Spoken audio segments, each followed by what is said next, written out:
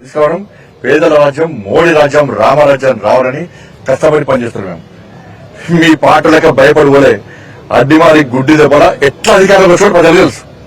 మీ Congress party Telangana రాష్ట్రంలో ఎక్కడ అధికారం వచ్చి తెలుసు. మళ్ళీ వివరంగా చెప్తాను, దుబ్బాక ఎన్నికల్లో మీ పార్టీకి డిపాజిట్ రాలే, రాష్ట్ర ముఖ్యమంత్రి రాలేదు.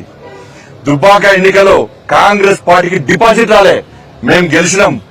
హుజాబాద్ ఎన్నికల్లో కాంగ్రెస్ పార్టీకి డిపాజిట్ రాలే, మేము గెలిచినాం. మునుగోడు ఎన్నికల్లో కాంగ్రెస్ పార్టీకి డిపాజిట్ రాలే, మేము కేవలం 10,000 ఓట్లతో మాత్రమే ఓడిపోయాను. మేము హైదరాబాద్ జిహెచ్ఎంసీ ఎన్నికల్లో మేము 48 గెలిచాం, మీరు తిప్పి ఓడితే 2 కూడా 3 కూడా గెలవాలి, మీరు 2 గెలిచింది మీరు. కరీంనగర్ కార్పొరేషన్ లో కాంగ్రెస్ పార్టీ గతంలో 0 అధ్యక్షున్నప్పుడు, వరంగల్ కార్పొరేషన్ లో కాంగ్రెస్ పార్టీ 0. కానీ ఇలా మీరు ఎట్లా అధికారంలోకి వచ్చారో అందరూ తెలుసు. ఒక వ్యక్తి మీద మాట్లాడే ముందు బురద జరగదు. రాష్ట్ర ముఖ్యమంత్రి స్థాయిలో ఉన్నప్పుడు నేను కసితో ఉన్నాను. ఆ కసితోనే కొట్లాను. మేము 150 రోజుల పాటు ఎండనక వాననక సెలనక 1600 కిలోమీటర్లు మేము యాత్ర చేసి కేసీఆర్ మెడల్ వస్తే బీఆర్ఎస్ నేను ఒకనట అవిగాల అందరు తెలిసి వాళ్ళ బీఆర్ఎస్ తో ఏ విధంగా కాపాడుతున్నారు, ఏ విధంగా ఒక కేసు తీసి మళ్ళా ఢిల్లీకి ఏ విధంగా 3 చెప్తున్నారు.